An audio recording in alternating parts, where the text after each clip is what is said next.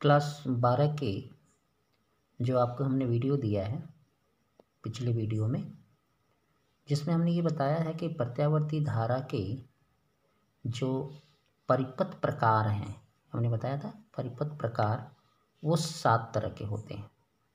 इन 7 तरह के प्रकार में शुद्ध R का प्रतिरोध, शुद्ध L का प्रतिरोध, शुद्ध C यानी प्रतिरोध, ये प्रेरकत्व और धारिता। उसके बाद LR का प्रतिरोध यानी प्रेरकत्व और प्रतिरोध का। ऐसे करके आपके 7 तरह के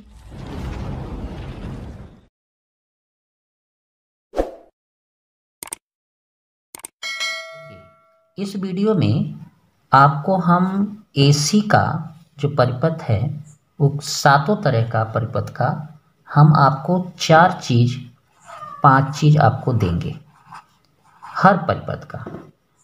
पहला, परिणामी विभवांतर क्या होगा यानी वोल्टता क्या होगी, और वोल्टता और I में कलांतर क्या होगा, ठीक है। और इस परिपथ का शक्ति गुणांक क्या होगा, जो भी परिपथ पढ़ेंगे उसका शक्ति गुणांक क्या होगा, ठीक है। परिपथ धारा क्या होगी और परिपथ का प्रतिरोध क्या होगा, ये हम आपको सभी सर्किट का देंगे, जिससे आपको सूत्र मिलेगा और उस सूत्र से आपके सवाल भी होंगे। और कभी कभी किसी परिपथ का आप जो है क्या करते हैं, तो कभी कभी आप उस परिपथ का पूरा व्याख्या पूछता है कि प्रतिबाधा सूत्र दीजिए, कलांतर बताइए, ये सब चीज़ों को। तो सबसे पहले आप पढ़ रहे हैं शुद्ध प्रतिरोध का AC परिपथ, यानी जिसमें रेखीय प्रतिरोध लगा हो, जिसका मात्रक ओम हो, उसको क्या कहते हैं, ठीक है। तो ये देखिए आपको प्रतिरोध बनाया गया है और ये साइन हम बताए थे पिछले वीडियो में कि ये साइन बताता है AC मेंस को, यानी प्रत्यावर्ती धारा स्रोत मेंस को बोलते हैं। और प्रत्यावर्ती धारा स्रोत मेंस का जो वोल्टेज दिया जाता है V बराबर V0 साइन ओमेगा टी, उसका वो तरंग रूप दिया जाता है। तो जिस AC परिपथ में यानी जिस AC मेंस के साथ केवल रेखीय प्रतिरोध R जुड़ा हो, तो उससे हम कहते हैं शुद्ध प्रतिरोध R का AC परिपथ। बहुत सरल सा है, इस परिपथ का प्रतिरोध R ओम ही होता है ना। इस ऐसे जो केवल R का अगर परिपथ है यानी प्रतिरोध का परिपथ है तो उसका R ओम होता है।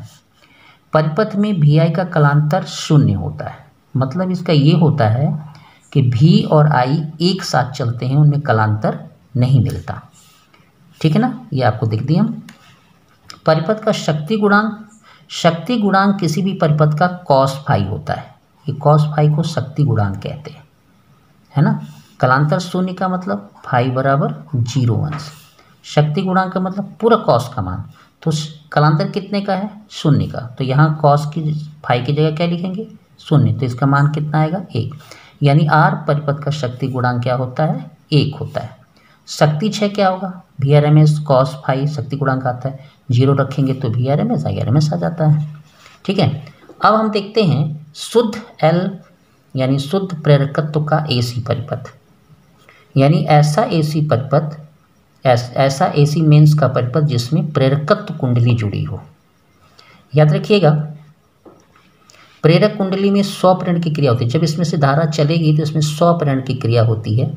मुख्य धारा मान लीजिए आप ऐसे जा रही है तो इसमें 100 प्रेरण की क्रिया के कारण इसमें एक प्रेरित धारा बनती है।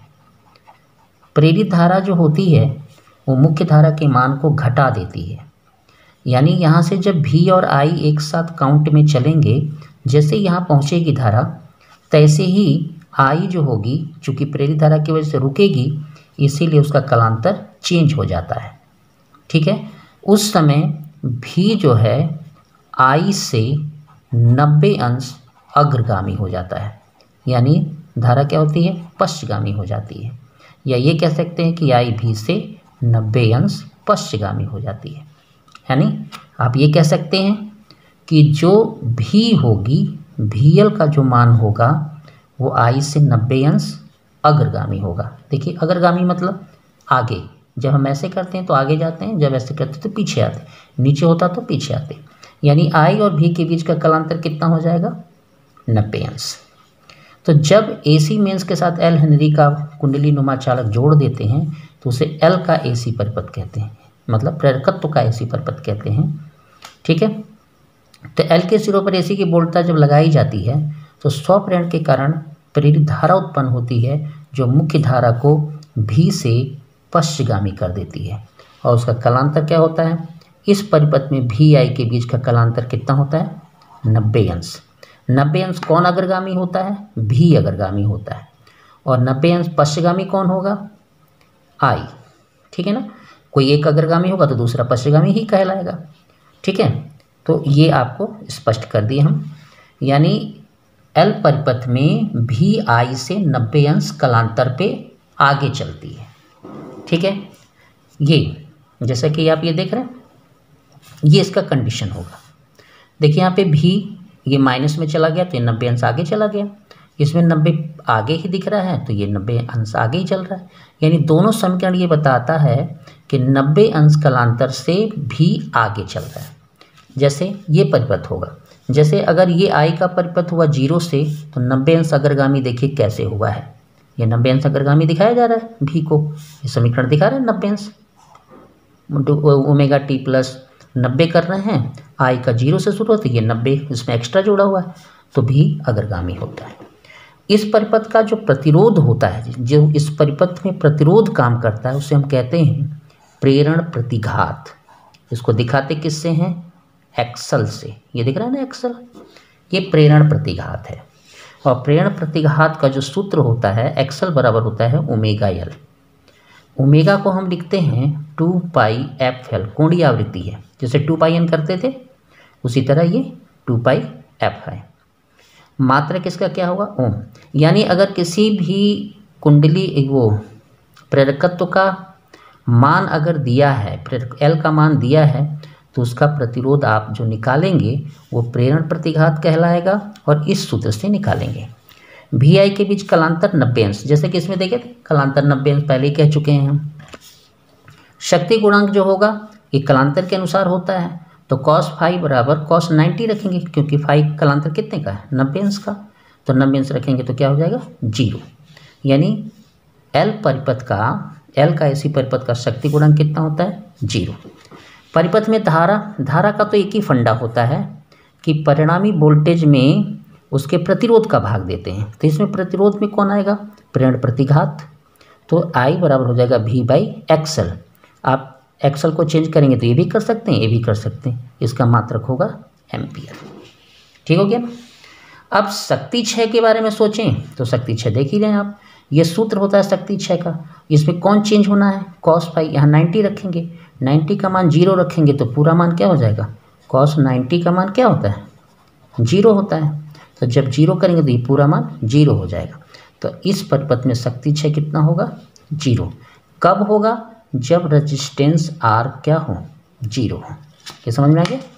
अगला देखते हैं शुद्ध धारती C का परिपथ, यानी ऐसा परिपथ जिसमें क्या लगा हो, संधारित्र केवल लगा हो।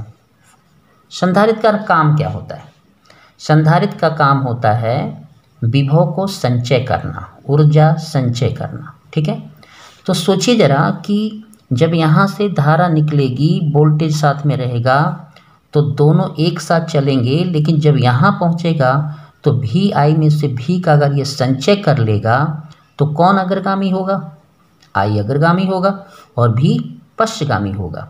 उस स्थिति में VI के बीच का कलांतर कितने का मिलता है, 90 अंश का। आप अगर समीकरण में देखना चाहते हैं तो समीकरण में भी देख सकते हैं। देखिए यहाँ पे V बराबर V0 साइन ओमेगा टी और I बराबर I0 sine omega T plus 90। अब इसमें कौन अग्रगामी हुआ, धारा अग्रगामी हो गई। इसमें भी 90 अंश के कलांतर पर भी पश्चगामी है और 90 अंश के कलांतर से ही I अग्रगामी है। इसमें भी वही बात समझ में आ रही है। देखिए तो याद रखिएगा, इस परिपथ में देखिए हम लिख दिए हैं पूरा कि AC मेंस के साथ C धारिता का संधारित्र अगर जोड़ दें, संधारित्र चूंकि विभव का संचय करता है, अतः इस परिपथ में VI से पश्चगामी हो जाता है। कितने अंश पश्चिमगामी होता है? 90 अंश। तो VI से 90 अंश पश्चिमगामी होता है। VI के बीच कालांतर कितना होगा? 90 अंश का होगा, जो आपको इस फोटो में भी दिख रहा है। अब इसमें भी सोचिए कि परिपथ प्रतिरोध को इसमें कहते हैं धारती प्रतिघात, और उसको दिखाते किससे हैं? यक्षी से। उसमें क्या था? प्रेरण प्रतिघात था, उसको दिखाते थे हम एक्सेल से, और इसमें धारती प्रतिघात को किससे दिखाते हैं? एक्सी से। और एक्सी बराबर होता है 1/ωc। इसमें भी देखिए ओमेगा का मान वही रखा गया है 2πf। इसमें f क्या है? AC धारा की फ्रीक्वेंसी, आवृत्ति, है ना। एक चीज़ आपको पता है कि AC धारा की जो फ्रीक्वेंसी है, आवृत्ति है, यानी f है, वो इंडिया में 50 हर्ट्ज की यूज की जाती है, जबकि अमेरिका में वही 60 हर्ट्ज की यूज की जाती है। जापान में ये 60 हर्ट्ज की यूज की जाती है। तो इंडिया में कितनी की यूज की जाती है? 50 हर्ट्ज की, है ना। ये तो आपको बता दी नई चीज़। तो अब एक चीज़ जानिए, अभी हम पहले भी बोले थे कि जो C परिपथ है, AC का जो C परिपथ है, उसमें VI का कालांतर कितना होगा? 90 अंश। प्रतिरोध को क्या कहेंगे? प्रेरण प्रतिघात। मात्रक क्या होगा? ओम। ठीक है ना। परिपथ की धारा होगी वही धारा V बटे प्रतिरोध, यानी V बटे XC यूज करेंगे, तो उसके प्रतिरोध का सूत्र क्या होगा? ये होगा। आप इससे धारा का मान निकाल सकते हैं। ये तीनों सूत्र, आप चारों सूत्र यूज करके आप धारा निकाल सकते हैं। शक्ति गुणांक कालांतर पर निर्भर करता है, तो कालांतर आपका 90 था, तो इसका शक्ति गुणांक क्या होगा? 0 होगा। तो शक्ति 6 क्या होगा? आपको खूब समझ में आ रहा होगा कि IRMS लिखते हैं, VRMS लिखते हैं, cos फाई लिखते हैं। तो जब ये 0 हो गया तो P बार क्या होगा? 0, यानी शक्ति 6 क्या हो जाएगा? 0 हो जाएगा। अब देखिए दो परिपथ को हम जोड़ रहे हैं, यानी दो ऑपरेटर्स को जोड़ रहे हैं। अब ये परिपथ हो रहा है LR का AC परिपथ, यानी प्रेरकत्व प्रतिरोध का AC परिपथ, यानी प्रत्यावर्ती धारा परिपथ। तो देखिए ये हम L जोड़े हैं आपको, प्रेरकत्व, और ये R। सोचिए जरा, इसको जब हम AC मेन से जोड़े हैं, ये क्या है आपका? AC mains. हम बार बार इसको समझा रहे हैं कि जब ऐसी साइन आएगी तो उसको हम AC मेन्स का नाम देंगे। जो आपके यहाँ प्लग लगे होते हैं, जिसमें प्लग लगाते हैं आप लोग सॉकेट में, वो AC मेन्स होता है। ठीक है, ये परिपथ आपका लगा हुआ है, उसका तरंग रूप वोल्टता का ये दिखाया जाता है। जब हम बैटरी लगाते हैं तब भी V दिखाते हैं या E दिखाते हैं, वही चीज़ इसमें धारा है AC का, इसलिए हम इस तरह से दिखाते हैं। एक चीज़ जानिए, आपको ये पता होगा कि जब I और R होते हैं तो उनके बीच का कालांतर कितना होता है? 0। जब आपका LI होता है, यानी जब L परिपथ होता है तो VI कालांतर कितना होता है? 90 अंश। ये समझ में आ रहा होगा बात। तो यहाँ देखिए इसमें ये फाइनल हुआ कि V और I भी जब हम इसमें धारा भेजेंगे तो इसके सिरों का विभवांतर मिलेगा दोनों का, क्योंकि श्रेणी क्रम में है, विभवांतर अलग अलग मिलेगा। तो ये देखिए यदि प्रेरकत्व L और रेखीय प्रतिरोध R श्रेणी क्रम में जोड़ देते हैं तो इस परिपथ को हम कहते हैं LR का AC परिपथ। याद रहेगा, कहते हैं। धारा प्रवाह जब L और R के सिरों पर विभवांतर जो मिलता है VL और VR मिलता है, यानी जब धारा चलने लगेगी तो L के सिरों पर, यानी प्रेरकत्व के सिरे पर VL विभवांतर, R के सिरों पर VR विभवांतर, ये मिलता है। तो VL I से 90 अंश अग्रगामी होगा, ये तय है। उस पहले भी हम पढ़ चुके हैं कि जो प्रेरकत्व है, प्रेरकत्व लगाने पर I और VL के बीच में 90 अंश का कालांतर होता है। तो VL उसमें I से 90 अंश अग्रगामी था, लेकिन VR I के साथ अग्रगामी नहीं था, वो साथ साथ थे। तो देखिए VR और I को हम एक जगह दिखाए हैं, इनके बीच का कालांतर 0 दिखा रहे हैं, लेकिन I के साथ इसको देखेंगे तो VL 90 अंश अग्रगामी पे होगा। देखिए जब ऐसी कंडीशन आ जाएगी तो इसका परिणामी कहाँ से जाएगा? बीच से जाएगा। ये कैसे जाएगा? बीच से जाएगा। तो यही परिणामी विभवांतर होगा। तो इस परिपथ का परिणामी विभवांतर जो होगा वो V से दिखाया जाएगा। तो ये देखिए ये भाग क्या कहलाएगा? VL। तो अब अगर हम इसका ये निकाल रहे होंगे तो ये वाला भाग क्या है? VR। तो ये कण निकालना है, तो परिणामी विभवांतर भी स्क्वायर बराबर होगा लंब का स्क्वायर और आधार का स्क्वायर, तो ये लिखा दिया हमने। तो भी बराबर क्या हो जाएगा, भी आर स्क्वायर प्लस भी एल स्क्वायर। यानी इस परिपथ का अगर हम परिणामी विभवांतर निकालना चाहते हैं तो हमें क्या करना होगा, ये सूत्र लगाना पड़ेगा। अब परिपथ का प्रतिरोध जो होगा, यानी परिपथ का प्रतिरोध जब हम निकालेंगे तो उसका नाम हम देंगे प्रतिबाधा। यानी प्रतिरोध नहीं कहेंगे, प्रतिरोध केवल रेखी प्रतिरोध के लिए कहा जाता है। जब एल सी आर जो जैसे लोग जुड़ने लगेंगे दो दो ठो एक साथ, तब उसको हम कहेंगे प्रतिबाधा। ठीक है, तो अब इसमें प्रतिबाधा निकालना, जैसे ये सूत्र हमने यहाँ से ले लिया, तो हर सूत्र में जैसे वी आर बराबर हम आई आर लिखेंगे और वी एल बराबर क्या लिखेंगे, आई एक्सएल, क्योंकि एल के लिए एक्सएल जो होता है उसका प्रतिरोध कहलाता है। तो हम जब इसमें सूत्र रख देंगे तो आई को कॉमन लेके बाहर निकालेंगे तो ऐसे आ जाएगा। ठीक है, तो आर स्क्वायर एक्सएल स्क्वायर। ठीक, अब देखिए आई को हम अगर नीचे उतार दें तो वी बाई आई का अनुपात क्या कहलाता है, परिपथ का प्रतिरोध। यहाँ परिपथ के प्रतिरोध को क्या कह रहे हैं, प्रतिबाधा कह रहे हैं, है ना। परिपथ प्रतिरोध को क्या कह रहे हैं, प्रतिबाधा कह रहे हैं। तो Z बराबर हो जाएगा R square plus XL square, एक सूत्र ये बन जाएगा। एक्सएल बराबर हम जानते हैं ओमेगा एल होता है, तो एक सूत्र ये बन जाएगा। एक्सएल बराबर हम जानते हैं 2πf l होता है, तो एक सूत्र ये बन जाएगा। और सबके मात्रक क्या होंगे, ओम में। क्लियर हो गया। और देखिए ये आपका हो गया। अब इसमें दो चीज़ें हो गई, परिणामी विभवांतर हो गया और परिपथ प्रतिबाधा हो गई। अब बचता है आपका कलांतर, यानी परिणामी विभवांतर के साथ परिणामी वोल्टता के साथ, या आप इसको वोल्टता भी कह सकते हैं, वोल्टता के साथ जो वी आई के बीच कलांतर होगा वो क्या होगा। देखिए परिणामी के साथ जो धारा का कलांतर है, इसको समझिएगा, ये धारा की लाइन है और ये परिणामी वोल्टेज की लाइन है, वोल्टता की लाइन है, विभवांतर की लाइन है। तो इसके साथ ये जो कोण बनाया है ना, इसी को वी आई कलांतर कहते हैं। देखिए जब जेड वाले में आप पढ़ रहे थे तो आई और भी के साथ कलांतर 90 डिग्री दिख रहा था, ये बीच वाला आया ही नहीं था। अभी आई के साथ जो परिणामी वोल्टता है वो कितना फाई कलांतर बना रहा है। तो फाई कलांतर मतलब फाई का मान निकालना, तो tan फाई बराबर क्या होगा, लंब बटे आधार। लंब इसमें आपको समझ में आ रहा होगा, चलिए यहीं दिखा देते हैं। आई के साथ आई है, यहाँ से भी जा रहा था परिणामी भी, यहाँ पे भी आर था और यहाँ भी एल था। तो इसके लिए हम यहाँ दिखाए थे आपको कि ये भी एल होगा, तो भी एल ये हो गया, भी आर ये हो गया, तो लंब बटे आधार हम ऐसे लिखेंगे। अब इसको हम अगर भी बराबर आई आर आई एक्सएल, ठीक है, लंब बटे आधार, ये गलत हो रहा है, ठीक है, लंब बटे आधार, भी एल बराबर आई एक्सएल लिखते हैं तो हम आई एक्सएल लिख दिए, भी बराबर आई आर लिखते हैं, ये लिख दिए, आई आई कैंसिल हो गया, एक्सएल। यानी एक सूत्र तो यही हुआ कलांतर को शो करने का, एक सूत्र आपका ये भी आ गया। ठीक है, लेकिन हमें कलांतर में फाई का मान निकालना रहता है, तो फाई बराबर हम क्या लिख सकते हैं, tan इनवर्स भी बाई एल भी आर। जब हम इस वाले सूत्र का यूज करेंगे तो एक्सएल बाई आर, जब हम इस वाले सूत्र का यूज करेंगे ऐसे। यानी ये तीन सूत्र बन गए जिससे आप कलांतर निकाल सकते हैं। अब शक्ति गुणांक की बात आती है। शक्ति गुणांक को हम बताए थे कि कॉस फाई होता है, कॉस फाई आधार बटे कण। आधार उसमें क्या था, भी आर था, वोल्टेज ले रहे हैं भी आर, और कण कौन था, भी था, तो हम उसको भाग दे दिए।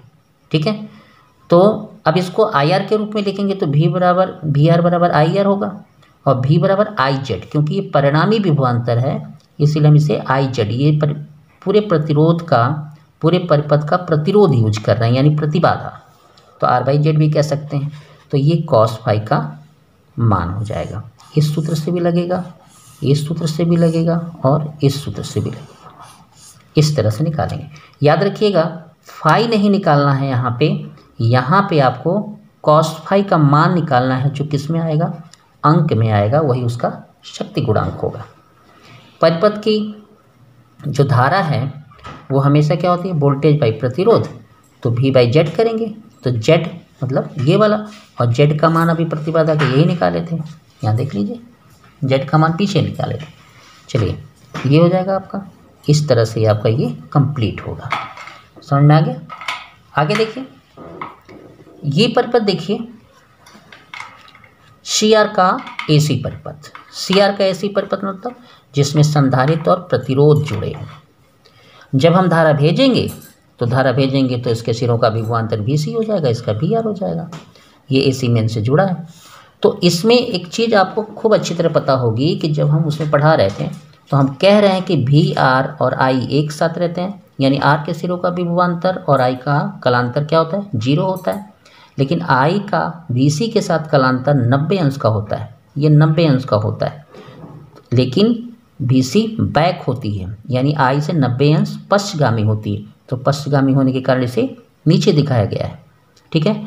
जब L अग्रगामी थी तो हम इसको ऊपर दिखाए थे LR परिपथ में। तो अब परिणामी यहाँ से जा रही है, ठीक है। हमेशा परिणामी किसके साथ जाएगी, I के, और इसके बीच से जाएगी, ये इसका कलांतर होगा, ठीक है। तो अब परिपथ का परिणामी अगर हम निकाल रहे हैं तो कण फिर आया है और इसको हम BC कह सकते हैं, ठीक है ना। तो इसका स्क्वायर और इसका स्क्वायर का हम क्या करेंगे, रूट निकालेंगे, वही हमारा क्या बनेगा, परिणामी विभवांतर। तो V बराबर हो जाएगा root VR square plus BC square. ये समझ में ना आ रहा हो तो आप इसको ऐसे बना के देख लीजिए, ठीक है। ये आपका VR है, ये आपका BC है। अब ये कण निकालना है, तो कण का क्या होगा, VR स्क्वायर होगा और BC का स्क्वायर होगा, ठीक हो गया। ये आपका परिणामी विभवांतर का सूत्र आएगा। इसका मात्रक कितना होगा, वोल्ट या वोल्टता।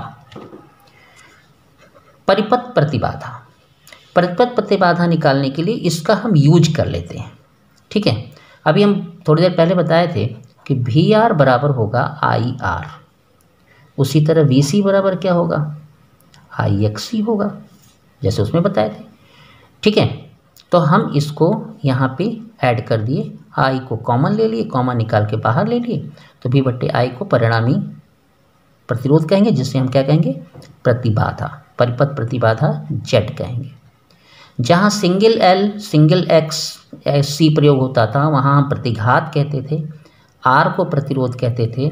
लेकिन जब दो लोग एक साथ आ रहे हैं तो उसके प्रतिरोध को हम Z कहेंगे, प्रतिबाधा, ठीक है। ये समझ में आ रहा है, ये Z प्रतिबाधा। ये हो गया आपका एक सूत्र, तो आपका यही हो गया प्रतिबाधा का, किस परिपथ के लिए, CR परिपथ के लिए। और एक बात और भी जान लीजिए कि XC बराबर होता है 1/ωc, एक सूत्र ये भी बन जाएगा। आप इसको बदल करके ये लिखना चाहें तो एक सूत्र ये भी बन जाएगा, ठीक है। अब VI कलांतर देखिए, तो VI कलांतर में tan phi निकाला जाता है। अब यहाँ देखिए, आपको समझ में आ रहा होगा, ये अगर हमें निकालना है tan के लिए तो लंब इसके लिए ये होगा और आधार इसके लिए ये होगा, यानी VC बाई आप क्या लिखेंगे, VR।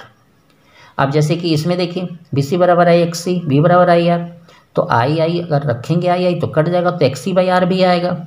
और ωc होता है, XC बराबर क्या होता है, 1/ωc, बार बार दिखा रहे हैं हम उपवास से, तो इसको यहाँ रख देंगे तो एक सूत्र ये भी बन जाएगा।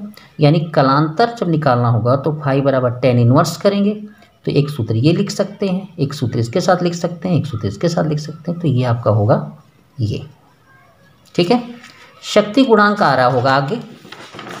शक्ति गुणांक किस परिपथ का है, ये CR परिपथ का शक्ति गुणांक। शक्ति गुणांक में आधार बटे कण होता है, तो आधार में कौन था, R था, और कण में कौन था, परिणामी वोल्टेज, तो ये हो गया। अब इसको जब हम हल करेंगे तो IR लिखेंगे, IZ लिखेंगे, तो I कैंसिल होकर RZ हो गया, और Z का मान XC के लिए क्या होता है, CR परिपथ के लिए ये होता है, तो ये एक सूत्र A भी हो जाएगा। XC का मान चेंज करके आप चाहे जो भी कर सकते हैं, जैसे ये हो गया, सवाल में जब आएगा तो आप उसको इस तरह से यूज करेंगे, ठीक है, इस तरह से। अब देखिए इस परिपथ की धारा क्या हो जाएगी, I बराबर V/Z, तो परिणामी वोल्टेज बटे दिस, इसको आप चेंज करके चाहे जितना लिख दीजिए। अगर धारा का शिखर मान लेना होगा तो परिपथ से शिखर मान उठाएंगे, वोल्टेज का शिखर मान उठाएंगे और इस तरह से करेंगे। ये सबके लिए होता है, कोई नई बात नहीं है। जब भी हमको शिखर मान निकालना होता है तो हम किसी भी का, जैसे ये दिया रहता है उसमें अगर मान दिया है, शिखर मान निकालने को बोला, तो इसमें ही Z का भाग दे देंगे, ठीक है। अब देखिए LC परिपथ देख लेते हैं। LC परिपथ अपने आप में बहुत स्पेशल होता है।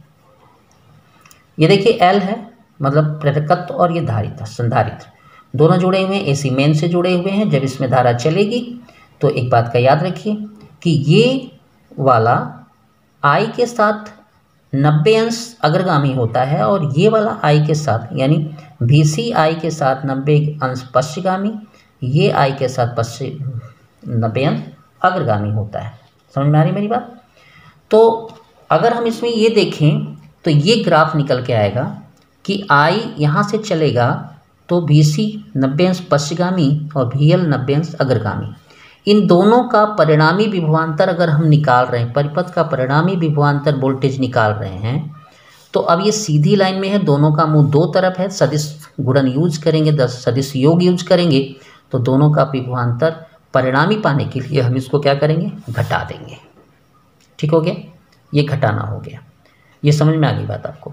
दूसरी बात, परिपथ प्रतिबाधा निकालेंगे तो जैसे सबके लिए करते थे परिणामी विभवांतर वाला सूत्र लगा करके, तो IXL इसके लिए होगा, VL बराबर हम हमेशा लिखते रहे हैं एक्सल का XL IXL, और BC के लिए हम हमेशा लिखते रहे हैं कि XCI, है ना। तो अगर हम रखेंगे तो ऐसे आएगा, I कॉमन लेके ऐसे हल करेंगे तो इस तरह से आ जाएगा। तो V/I आ गया, तो जिसको Z कहेंगे परिपथ की प्रतिबाधा, तो Z हम ऐसे निकाल सकते हैं। और हम ये जानते हैं कि XL बराबर ω/L होता है, XC बराबर 1/ω/C होता है। तो इन सूत्रों का भी हम यूज करके प्रतिरोध को निकाल सकते हैं, प्रतिबाधा को निकाल सकते हैं। कलांतर देखिए, अब एकदम फिक्स हो गया कि कोई भी इधर से घट के आएगा तो कोई वन साइड जाएगा, तो इसके बीच का कलांतर फिक्स हो गया, 90 अंश का होगा, तो इसका कलांतर कितना होगा, 90 अंश होगा। ठीक है, शक्ति गुणांक क्या होगा, 0 होगा। कब होगा, जब R का मान क्या हो, 0 हो। परिपथ की धारा जो होगी V/Z होगी, परिपथ की धारा क्या होगी, V/Z होगी, और Z का मान XL - XC रहेगा। एक चीज़ विशेष स्थिति की सुन लीजिए, XC परिपथ में जब कोई विशेष स्थिति में जब XL और XC का मान बराबर हो जाए, यानी दोनों सर्किट लगे हों, उसमें XL यानी प्रेरण प्रतिघात और धारती प्रतिघात का मान बराबर हो जाता है, उसे कहते हैं अनुनादी स्थिति। उस समय Z का मान क्या होता है, यानी उस परिपथ की प्रतिबाधा क्या हो जाती है, 0 हो जाती है।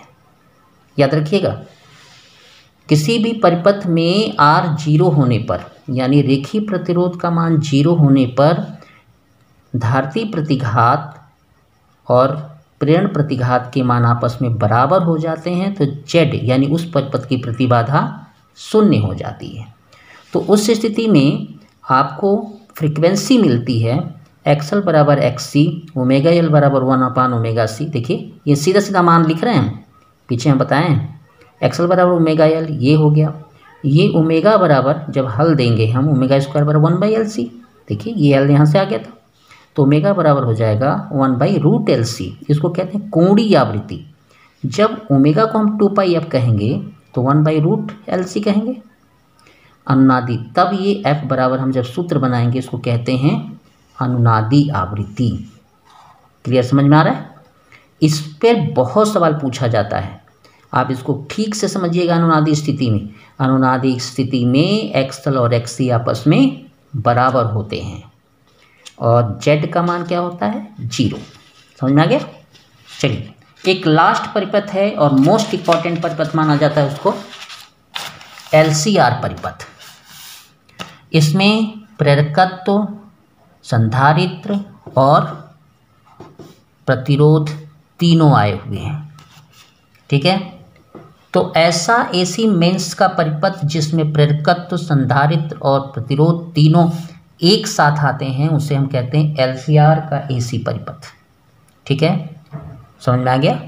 AC वोल्टेज से जब आप जोड़ते हैं तो वो वोल्टेज मेंस से जो जाता है, जब यहाँ से धारा निकल के चलेगी तो जब इसमें पहुँचेगी तो इनके सिरों का विभवांतर VL हो गया, इसके सिरों का विभवांतर VC हो गया, इसके सिरों का विभवांतर VR प्राप्त हो गया। तो अगर हम परिणामी विभवांतर निकालने की सोच रहे हों तो ध्यान से सुनिएगा, VR और VI एक साथ चलते हैं 0 अंश के कलांतर पे, लेकिन VL हमेशा चलता है I से 90 अंश कलांतर अधिक पर, और VC हमेशा चलता है I के साथ 90 अंश पश्चिमगामी पर, है ना।